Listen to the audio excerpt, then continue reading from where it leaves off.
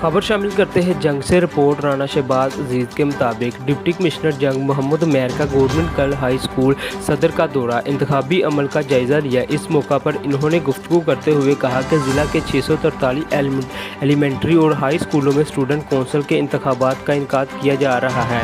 इंतखाबात में तलबा सदर जनरल सेक्रेटरी समेत 4 ओहदों के लिए हक़ राय दही इस्तेमाल करेंगे। स्टूडेंट कौंसिल स्कूलों में सालाना तलीमी कैलेंडर के मुताबिक निसाबी व हम निसाबी सरगर्मियों के इनेकाद में स्कूल इंतजामिया की मुआवनत करेंगे।